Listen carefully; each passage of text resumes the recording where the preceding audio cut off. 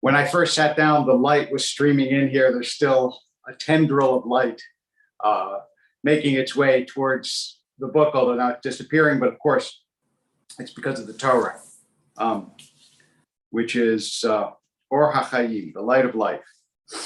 And this morning, we are looking at Parsha Vayera, which is best known for one of the most difficult and commented on and fascinating topics in the Torah, which is the Akedah, which is often called in English the sacrifice of Isaac, but is more properly the binding of Isaac, since, as we know in the end, Isaac is not sacrificed, but saved.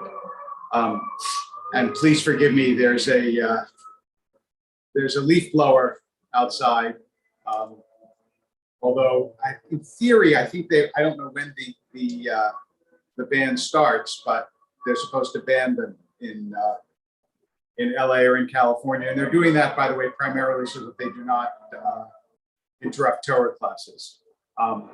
So in any case, the issue that I want to start with is that the Akedah is not in and of itself it does not in and of itself take up the entire parsha. If this gets much worse, maybe I will move the class to some other location.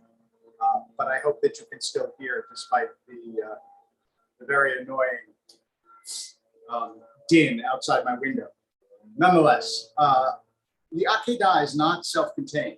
That is, the parsha has a buildup that is relevant to understanding the Akedah itself.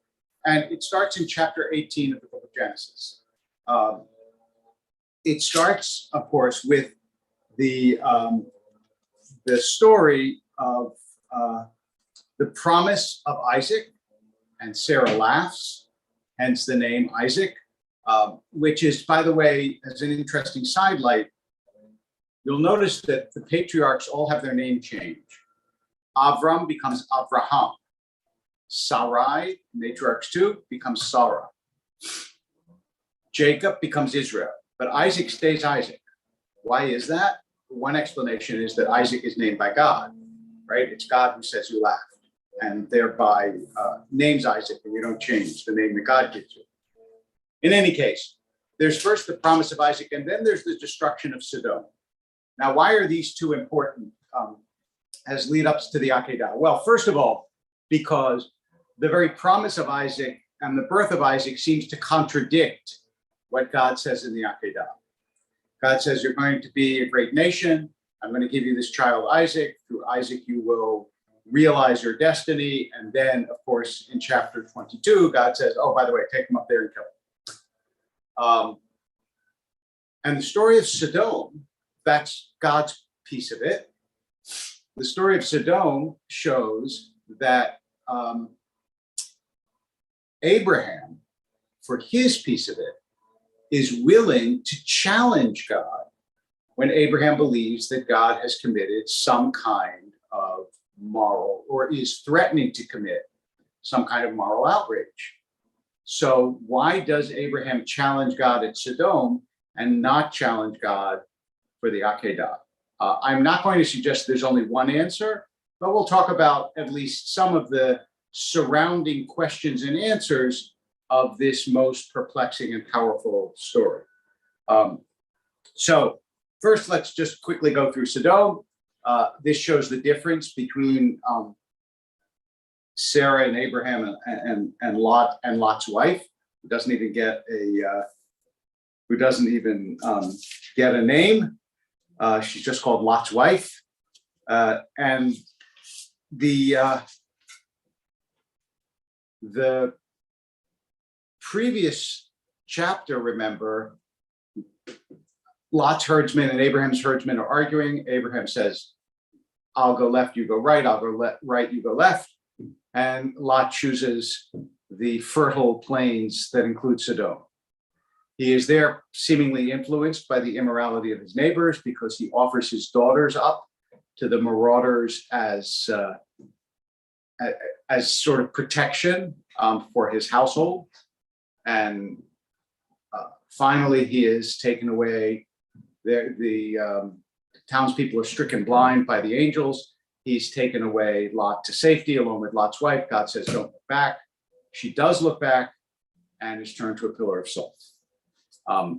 But for our purposes, without really spending a lot of time on the story of Sodom, which deserves its own class, I do want to just remind you that the centerpiece dramatically in some way of the story is Abraham saying to God, what if there are 50 righteous people, 40 righteous people, 30 righteous people, using that very powerful Hebrew phrase, Hashofet kol haaretz lo ya'aseh mishpat. Will the judge of all the earth not do justice? Which shows what the Hebrew phrase is chutzpah klape mala, a sort of an effrontery or even an arrogance towards heaven, a willingness to challenge heaven that is relevant, especially because later on, of course, Abraham will be quiescent and do exactly what God says when he himself is called upon to do something that is morally abhorrent, which is sacrifice his own child. So we come to the after the story of Sodom, after the birth of Isaac. Obviously, the Akedah would not be successful if Isaac had not already been born. Isaac feels in this like a teenager. There are different calculations of the chronology of this, but however old Isaac is, we come to the 22nd chapter of Genesis. And in 20 verses, you get a story of God coming to Abraham, using the word love for the first time in the Bible. Kach et bincha, take your son, et yechidcha, your only son, asher ahavta, whom you love, Yitzchak, Isaac. So, first of all, the rabbis imagine a dialogue here. Take your son. Abraham says, I have two sons. God says, your only son. Abraham says, each one is an only son by their mother. God says, whom you love. Abraham goes, I love them both. And finally, God says, Isaac. Like, come on, let's stop playing games here. You know what I mean. But of course, that's not in the text. That's just the rabbi's elaboration of the dialogue between God and Isaac. But what is in the text is this peremptory command that is given to Abraham. We have no idea if Sarah is aware of it.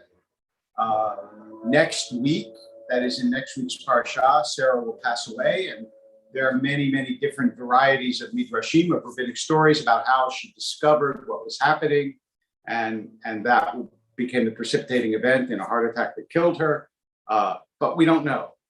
All we know is that Abraham does not consult Sarah, right? You can just imagine that consultation. Dear, God told me to go take Isaac up to the mountain and to sacrifice him. I should be back, I don't know, 3-4 days. Please heat up dinner, because I'm sure by the time I get back from killing our child, I'm going to be famished. One can only imagine that Sarah might have had some objections to that plan. And perhaps that's why she is not included in the command. Also, this is the culmination of 10 trials that Abraham has to go through. This is, of course, the worst. And you have to wonder what Abraham's idea is. Now, one of the features of this story, which is quite remarkable and is the subject of a very famous essay by the critic Eric Auerbach in his book Mimesis, is that it is cryptic. His book is called, the essay is called Odysseus's Scar. And it's because in Homer, he points out, things are so minutely described that all the way down to the scar that Odysseus has when he comes home after the Trojan War in the Odyssey, you actually know what the scar looks like, which is how his maid recognizes him actually in the Odyssey. But you know almost nothing about how Abraham feels, what he thinks. Abraham and Isaac travel for 3 days. No words are exchanged except for one exchange when it seems like Isaac finally realizes what's happening. It is a story with a tremendous amount of internal space, which is one of the reasons why the rabbis succeed so brilliantly in creating midrashim, in creating stories about the story, because there is a lot of space to do so in the biblical account, since so much is left out. But we don't know how Abraham feels, and we don't know why Abraham chooses not to object when he has just seen his objections be more or less successful when they refer to Sodom, right? So he says to God, what if there are 50 people? And God says, I will destroy it. 40 and fine. He gets down to 10. And while it is true that God can't find 10 people who are righteous in Sodom, that's not Abraham's fault. He did the best he could, and God went with him. So why doesn't he say, God, this is not okay? I don't know. I have some thoughts about it, but nobody knows for sure. The traditional answer is that Abraham is this knight of faith. And when God comes to him, he just does what God asks. Another possibility that is sometimes suggested is that Abraham was not surprised at God's request, because the gods of the ancient world were always asking for child sacrifice. And since Abraham doesn't know God that well, thought, okay, so maybe that's what this God does too, just like all the other gods. And the point of the story in this particular reading is to show that no, this God is different. This God would not ask for child sacrifice. This God just asks you to clean all the bread out of your house on Passover, which is almost as difficult, not as difficult, but almost. But that's on a reading of the story that sees it as a repudiation of the idolatrous ways of the surrounding Israelites, of the surrounding Canaanites. The third possibility is, and this is pushing the text perhaps beyond where it could reasonably go, but nonetheless, is that Abraham didn't ever really believe that God would let him do it. That at every moment, Abraham was waiting for God to stop him.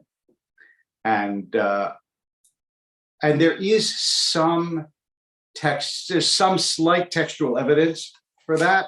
Although I said it's a fairly thin read, but what does Abraham say?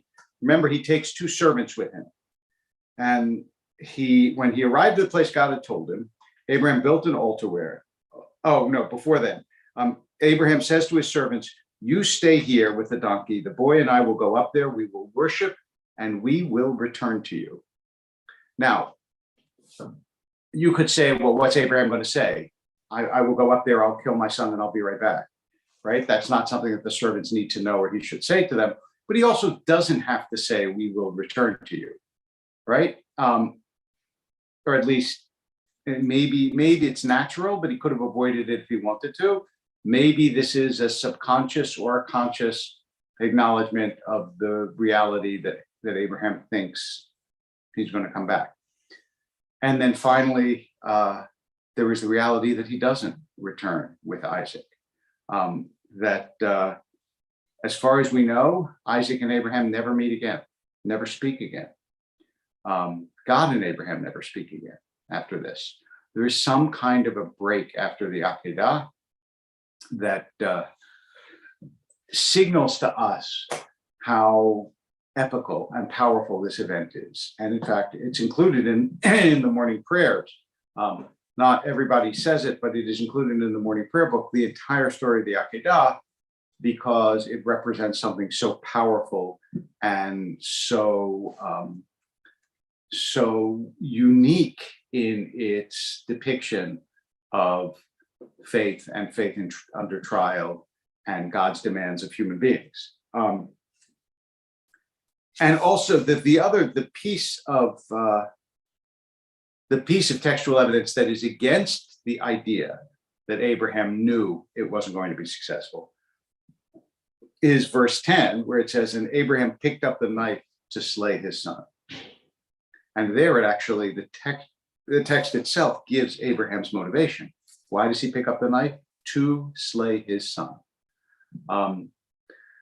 So it is a very, very hard story to understand.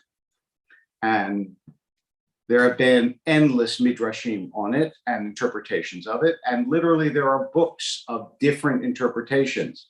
Many years ago, Nachum Glatzer collected a book of excerpted interpretations of the Akedah. There was a famous interpretation by the Protestant theologian Kierkegaard in his book Fear and Trembling, where he argues that Abraham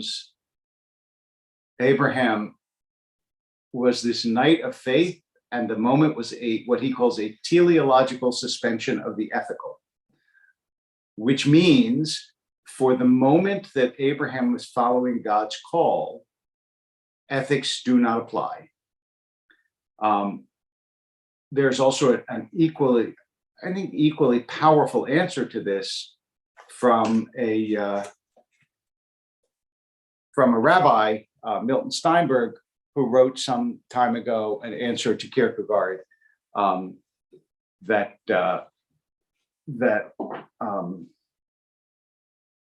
in Judaism, the ethical is never suspended. But I'm not going to enter that too much.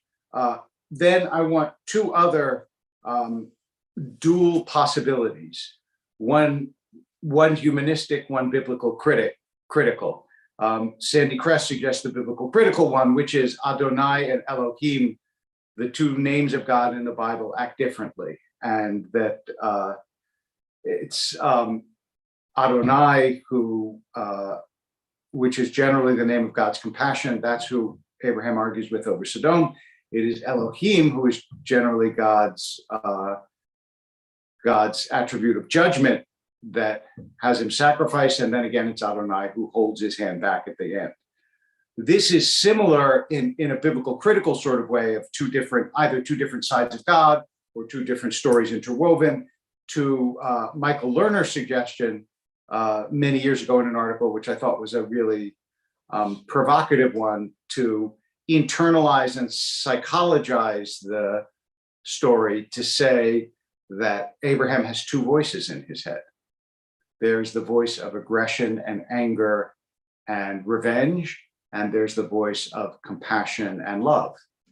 And that the story of the Akedah dramatizes the play of these two voices, and in the end, Abraham chooses the voice of compassion and of love. Now, please understand that none of these interpretations, not Sandy's mentioning the different attributes of God, the attribute of justice and the attribute of mercy, often hypostasized, that is often represented by Adonai and Elohim. Once again, Adonai being mercy and Elohim being judgment. And I'll say something about that in one more second, also about God's name. And also Lerner's interpretation of the two different sides of human beings. None of that is intended to nullify the pshat of the story, which is still, why does God say this, and why does Abraham choose to carry out God's wish? You will often hear people say instead, Adoshem Elohim. Two things about that. First of all, in the context of chinuch, of education, it is widely, if not completely, accepted that you can use terms that you wouldn't use in casual conversation. But also remember, when the idea of a prohibition against God's name, neither of these are really God's name. We don't know God's true name that the high priest pronounced once during the year. So when people write G-D, that's perfectly fine. There's nothing wrong with writing that, but it's not necessary, because God is actually not God's name. And nor is Adonai, which is using the vocalization of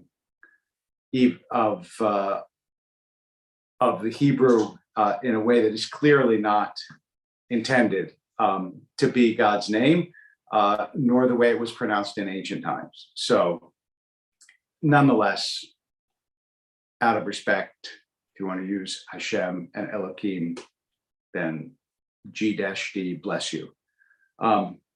Okay, I also want to mention something about the coda of the story, which Rav Soloveitchik pointed out some years ago, and I think is a very powerful and also extremely relevant point to many. Right after the Akedah is over, it says, Abraham then returned to his servants. They departed together for Beersheba, and Abraham stayed in Beersheba. Remember, I told you they do not go down together as far as we know, right? Isaac seems to go off on his own. The rabbis say he goes to study in the yeshiva of Shem Be'ever. Isaac goes off to study, Abraham goes home. But then it says, sometime later, Abraham was told, Milcah too has borne children to your brother Nahor. Uz the firstborn, and Buz his brother, and Kemuel the son of Aram, and Chezo, and on and on and on. These 8 are born to Abraham's brother, and his concubine also bore 4 children. And all their names are given. Now, none of these people play any role in the subsequent story. So why are they named? Because it's almost like it isn't just that Abraham is tested with the idea that he has this one precious child that he almost loses. But at the same time, his brother is having kids left and right. And that's an additional test. And we know this in an age where we are much, much more attuned, I think, to the pains of infertility and not having children than we were in earlier ages. The idea that people around you are having children right and left is a sort of additional trial to the one who wishes to have a child and can't have a child.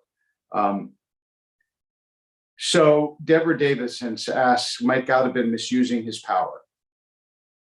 If you think that the story is just about God's proving that God has power, then yes. But I don't think that the tradition at least sees it that way.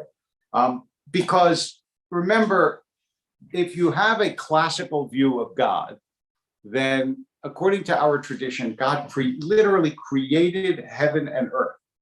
Getting Abraham to do something is no great feat, right? This is a God who made the stars. So to choose one ancient Near Eastern shepherd and to get him to kill someone is not a very impressive deployment of the divine artillery.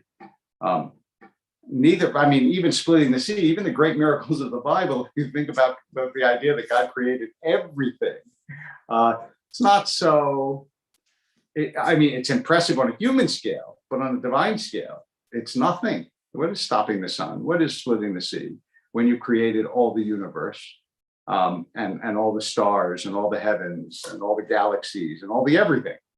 When time itself is something that you created. So, but again, on the scale of the Torah and the story of the Torah, which presumes, this goes back to Heschel's comment that human beings are both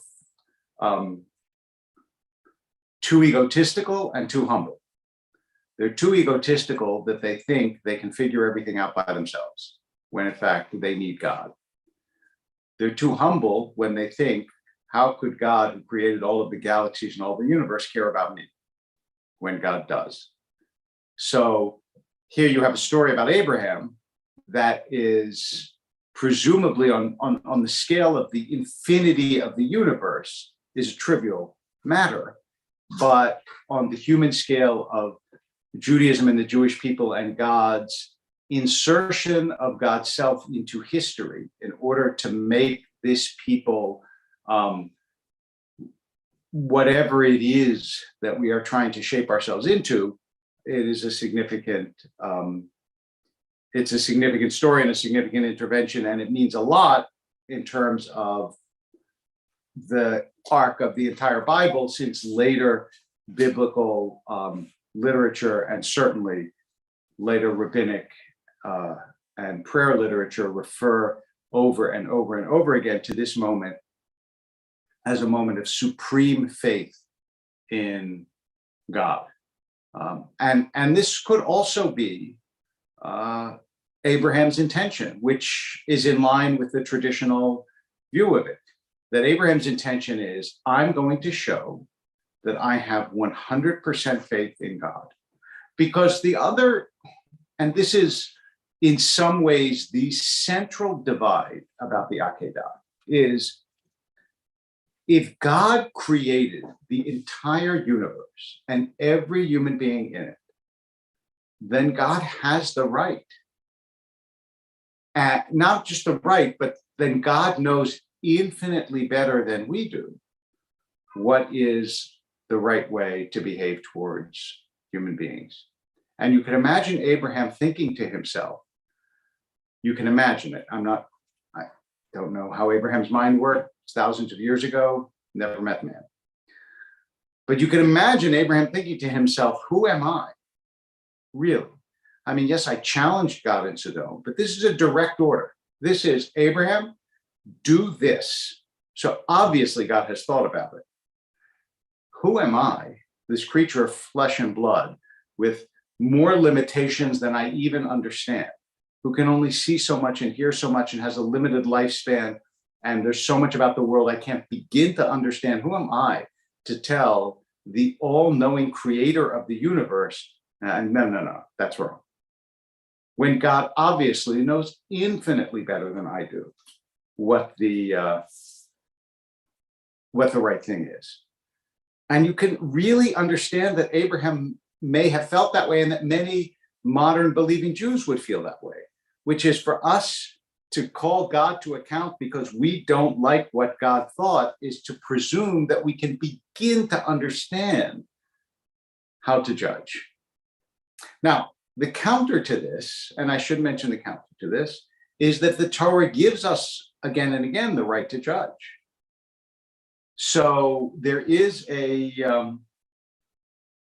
tension here, and that tension exists even in rabbinic literature.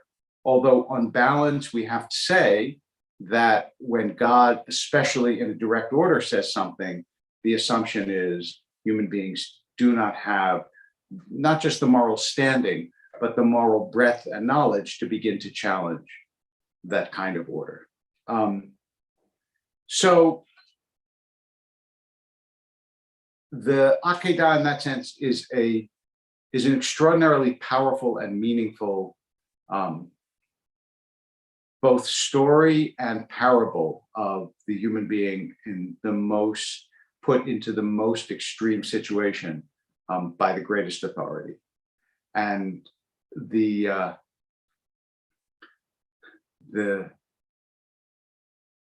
Kierkegaard starts his book with a beautiful midrash where Abraham yells at Isaac and screams at Isaac and says, I've always wanted to kill you and I've always hated you. And then the angel stops Abraham at the last minute, and Abraham says to Isaac, I thought better that you should hate me than that you should hate God.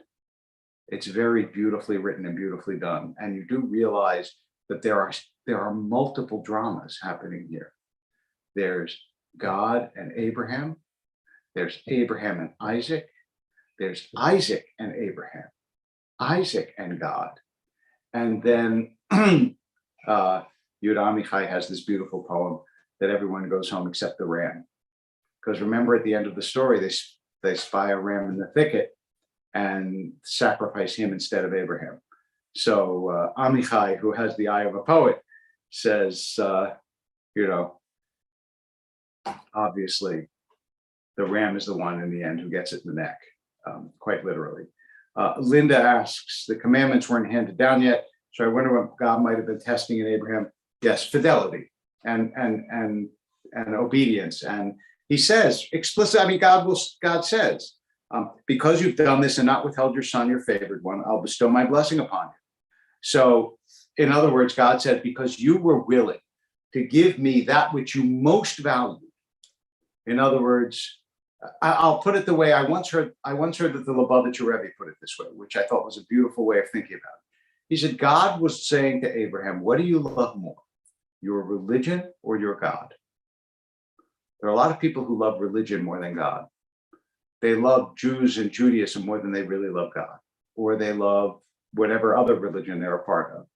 Because Isaac represented religion and Judaism and the continuity of Judaism. And God, well, God just represents God. And ultimately, you're supposed to love God more than you love the ways of your own tradition. And Abraham showed that his ultimate fidelity was to God. So God said, this is a person I can work with. I don't begin to pretend to even begin to exhaust the inexhaustibility of this simple story. Most recently, unfortunately, the name escapes me for the moment, an Orthodox rabbi wrote an entire book again about interpretations of the Akedah, and you can find it online, I'm sure, about the sacrifice of Isaac. So it's a story that you can return to again and again and again, and always yields new interests. I'm sure we'll be talking about it again this Shabbat morning. But until then, reread it, see what strikes you. Hafoch va, hafoch va, d'chulei va. Turn it over and over, for everything is in it. Have a good day, a good morning. Hope to see you next week.